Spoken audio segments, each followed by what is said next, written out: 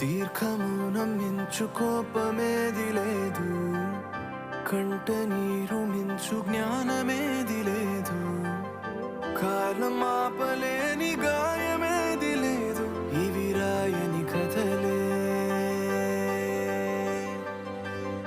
చెదిరిపోయే కలలు మరల తిరిగి రావు, తీరం తడుము అలల సగము తరలిపోవు, పరుగులెత్తు క్షణము మాయ తెలుసుకోవు, ఇవి రాయని కథలే.